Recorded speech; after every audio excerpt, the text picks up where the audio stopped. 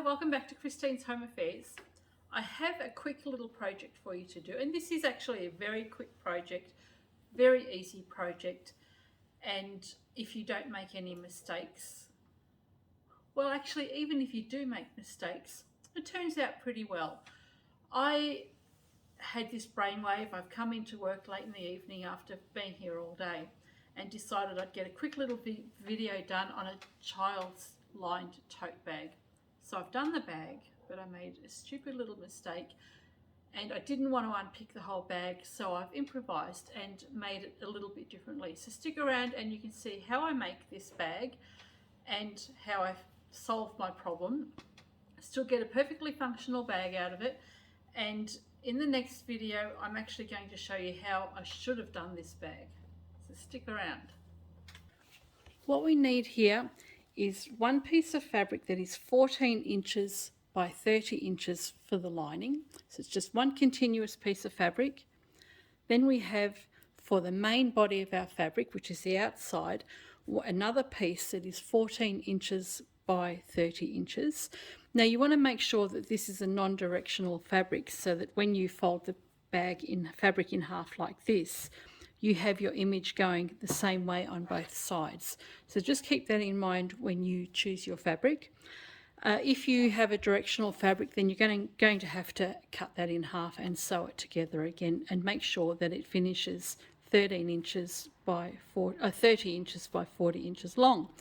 And the other thing we're going to do is put some Palin or fusible wadding. I've got a really lightweight fusible wadding on here. It doesn't matter whether you use a lightweight, a heavyweight, an iron-on or a non-iron-on Palin or wadding. Whatever you want to use you can. It just gives a little bit of body to the bag. So I'm using just a lightweight and it's an iron-on, and I've gone ahead and fused that to the wrong side of my main fabric already.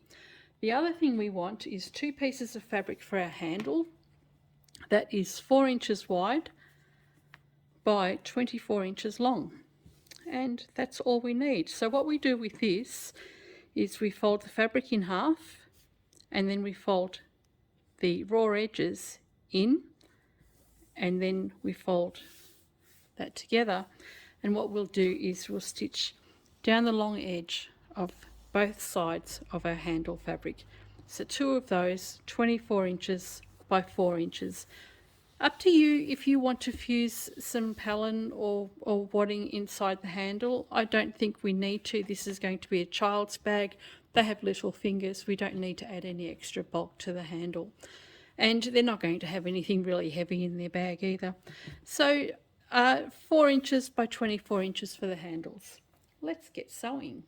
To stitch your handle together, just fold all the raw edges in, and we just need to stitch this all the way down the long end and all the way back up. And to save our time, we're just going to chain stitch the two pieces together all at once. Back stitch,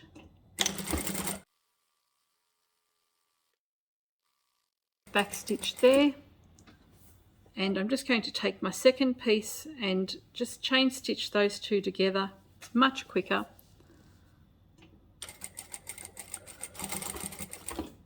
And my quick little technique for keeping my fabric nice and straight is just to have my fingertips on either side of the fabric. Got the palm of my hand on the base, on the fabric as well.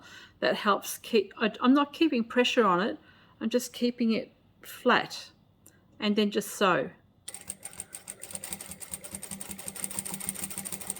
And that helps steer your fabric.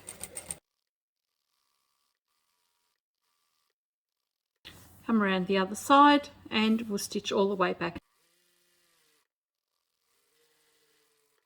To find the position of your handles, fold the fabric in half and just mark the center there with a pin, and then we're going to fold this in half again.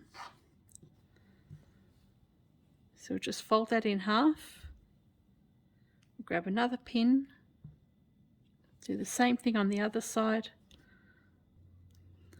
and we've got our center line and the position of our handles.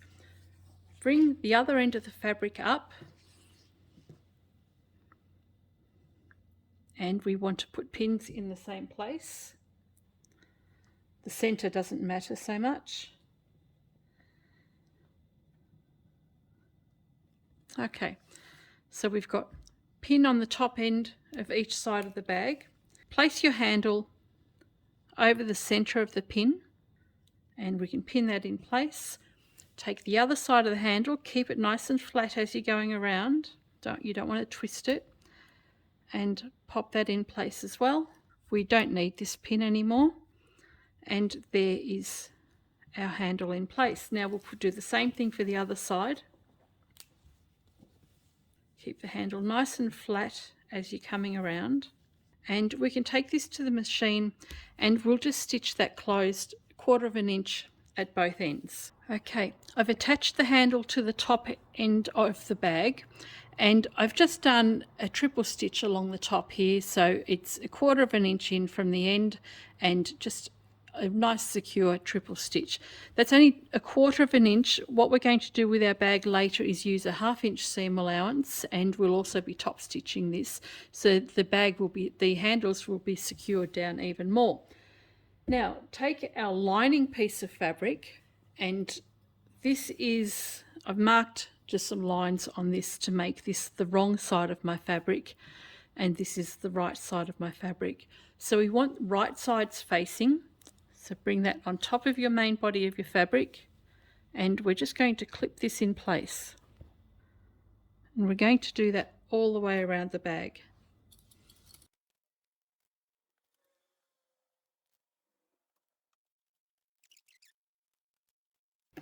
At this point here, which is going to be one of the side seams, I'm going to leave a section open. So I'm going to leave probably about 3 or 4 inches open, and that'll be for turning the bag through. So this section here we'll leave open. We'll be sewing all the way down, around, come back around, and we will stop at this end, and we'll do a back stitch at the beginning and end. Keep clipping all your work.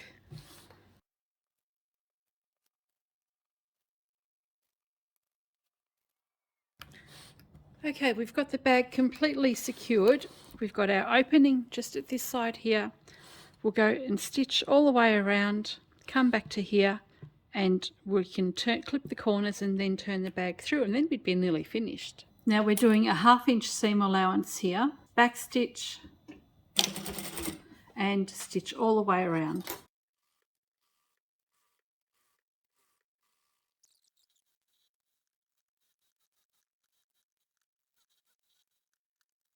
And when you get to the last pin or clip, we just want to back stitch and finish your work. So we've got a small opening here to turn the whole bag through. First of all, we're going to clip our corners. So you just want to clip the corners here and do that on all 4 corners. Let's turn the bag through now. Where is that opening? Here it is. So just put your hand in there, find your corners, pull that through. When you've turned this through, you realise that you've actually made a big mistake making this bag.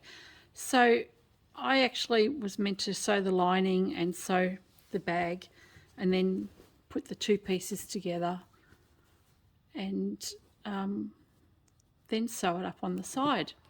Made a big mistake. So what we're going to do here is top stitch the bag. I've pushed my points out, and we're going to top stitch along the top edge where the handle is, and along the top edge here where the handle is as well, and then we're going to put the bag together. So we're going to do this a little bit differently to the way I would normally do this. That's what happens when it's late at night and you get the urge to sew something quickly and you don't think about what you're doing properly. So I'm going to go and top stitch that now. So we will top stitch this fabric together, and that's going to also secure the handles even more. We're just doing about 1/4 inch from the top edge. Make sure the fabric underneath is actually sitting underneath. You want to see only the top layer of fabric from this side. And we will repeat that for the other side. Now we still have our fabric opening here. I'm just going to take that to the iron and give that a press so that it sits nice and flat. We don't want to sew that together just yet. So just take that to the iron and press the seams in so they're nice and flat. Okay, I've pressed the bag and I've pressed the opening closed, which is just along here. So to salvage this bag now, what I'm going to do is close up the side seams by bringing the main body of the bag together, and we'll just line that up along the top and the sides, and then we'll clip that in place all the way down the side seam, and we'll repeat that for the other side. Okay, so we're just about to finish salvaging this bag. All we need to do is stitch along the entire side edge of the bag on both sides, and we'll just do a 1/4 inch seam allowance on both sides. We don't need to do a 1/2 inch. We've already done that with our folded edges in underneath. So just a 1/4 inch seam from the top down to the bottom. Now at the top, because there's going to be a lot of stress at the top, we need to double stitch this. So just go back and forward a couple of times just to secure that top edge, and then we can stitch all the way down. When you get to the end, we'll double stitch, and we'll repeat that for the other side. Now if you feel you need to, you can always go and double stitch the entire seam, but because we've double stitched or triple stitched at the top, there's a lot of strength at the top there, so it actually should be okay. And this is a child's bag, so I don't expect that there's going to be much weight in here for a child, so the side seams should be quite fine. So that's how we've salvaged the bag from being useless or from having to be unpicked. Now at this point here, you can leave the bag exactly as it is and turn it through, but I'm actually going to box the corners. When you're boxing the corners on a bag, it doesn't matter how big you actually make your boxes. The bigger you make the box, the wider it is at the base. So if I just did a 1 inch box on the corner here, then it's going to be 2 inches across at the base here. So it depends on the size of your bag. You don't want to go too far in because it'll end up being a rectangle the wrong way. To box your corner, measure 1.5 inches from the stitching line. So we've got 1.5 inches from the stitching line, and from the folded edge we're also going to measure 1.5 inches. Do that on the other side, and 1.5 inches from the stitching line, and we'll repeat that for the other side as well. When you're ready to stitch this together, just put your hand in, open it out, line up the corner here with the corner on the other side, and you can pin or clip that in place. And we're going to stitch from the end there all the way across. You can see that on the other side there as well. So we'll just go and stitch that across and repeat for the other side. Now we can turn the bag through the right way. So just put your hand in, grab the corners, turn it through, push your boxed corners out, and you can take this to the iron and give it a press if you like. So there we have a cute little tote bag that was made in error, but look, it still turned out okay. It's completely lined. If anything, the stitches are probably a little bit more secure, and nobody's going to know that this wasn't intentional. This is now a design feature.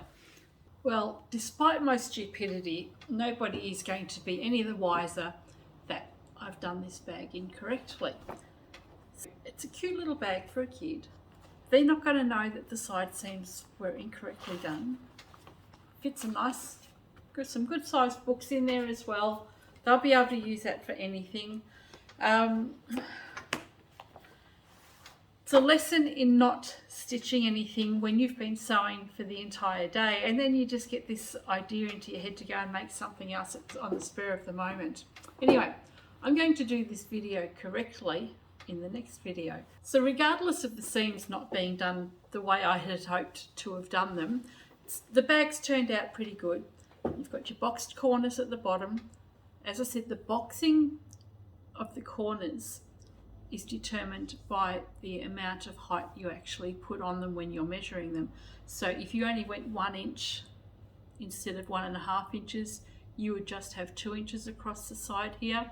If you went 4 inches in with your square, you'd end up with a great big 8-inch base on your bag. So the size of the boxing that you do determines the size of the base of your bag. The next bag that we do is going to be like this again, except I'll do it without the boxing, so it's just going to be a straight bag all the way around. But the seams will be done the right way. I'll make sure I'm more alert for it next time. I hope you've enjoyed this video despite my errors, and if you'd like to see anything else, or you want me to stop, let me know and I'd be happy to do something for you. Catch you next time.